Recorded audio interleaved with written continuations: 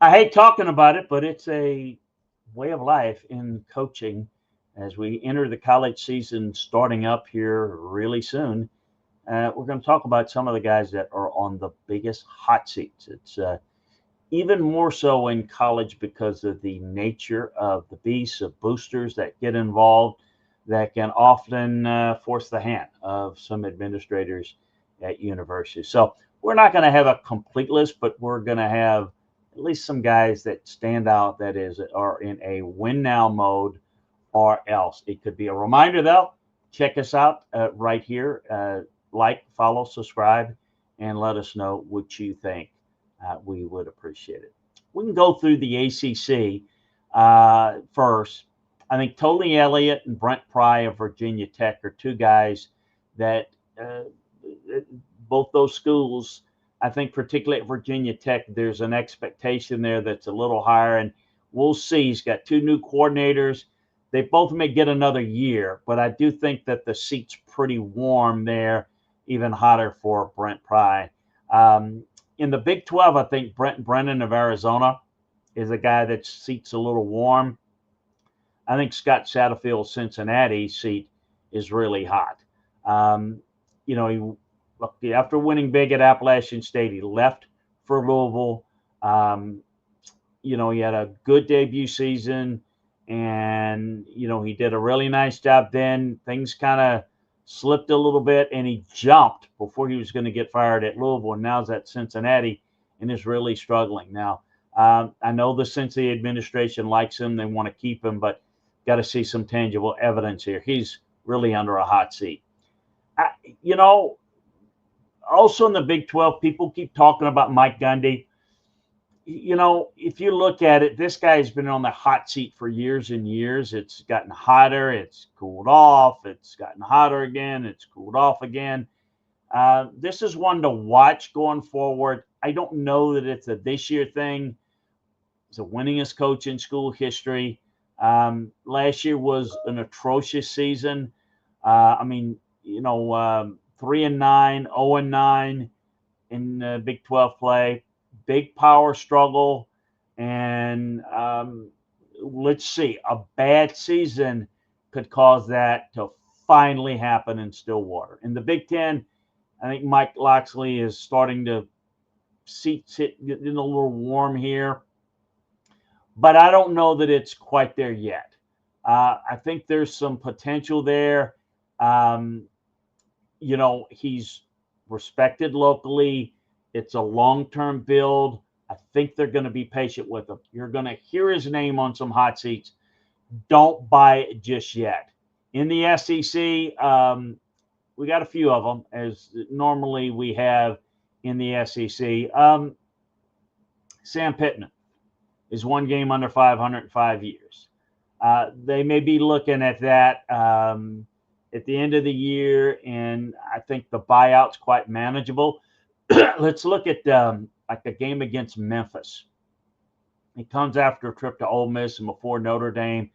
Arkansas should be 2-0 after the gate, but we'll see whether they can stay bowl eligible, show signs of improvement. But that's a hot seat that's really hot.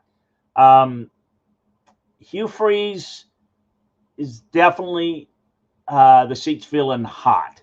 They are frustrated. They're more patient, obviously, than they were with Brian Harsin. But he's 11-14, and you lose at home to New Mexico State in the first season.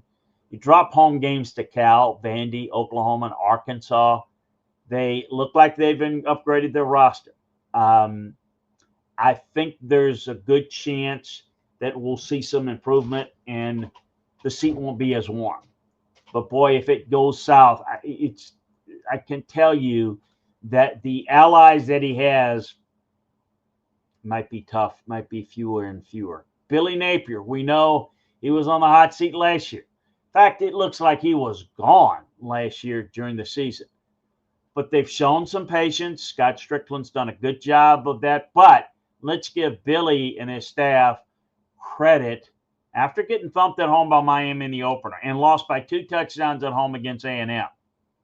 Never gave up on them. getting his team to bounce back, wins against LSU and Ole Miss, finish the season on a 4-game winning streak to go 8-5. That was pretty good stuff. And he's built a good infrastructure. So a lot of optimism.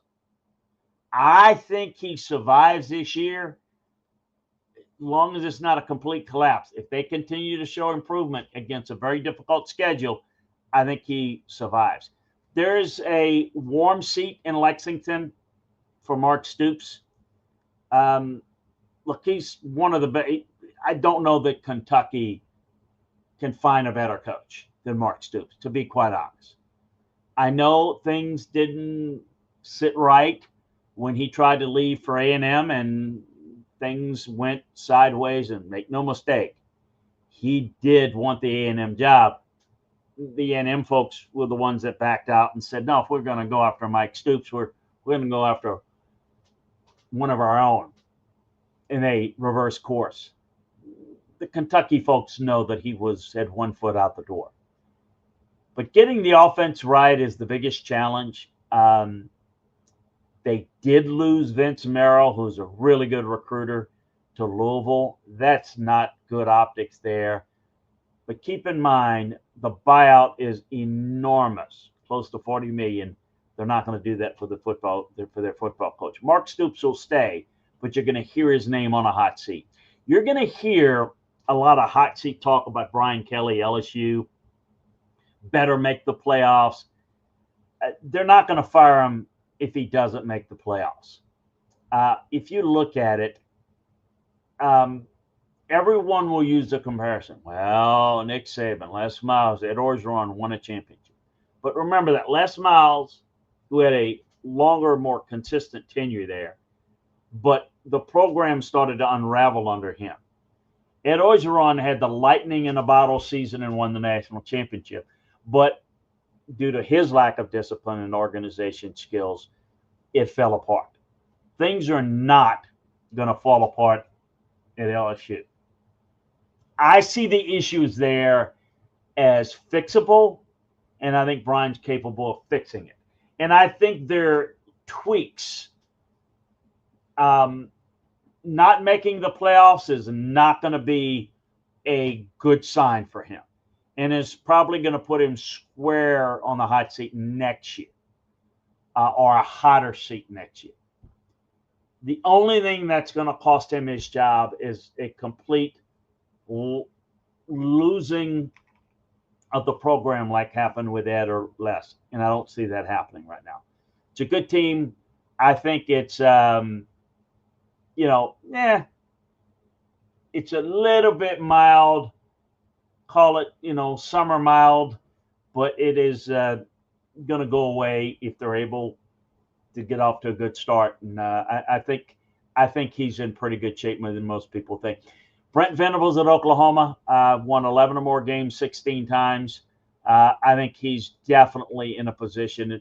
I think performing well against Michigan in week 2 is big, but certainly getting better around them is going to be important. That's a look at the coaches at the Power 4 level that are on the hottest seat. Got a more detailed list over at LandryFootball.com breaking down the other conferences as well, so check it out. Reminder, like, follow, subscribe, and who do you think maybe is left off this list that you think should be on the hot seat even if they're not? Let us know right here. Appreciate you joining us. Talk to you again next time, everybody.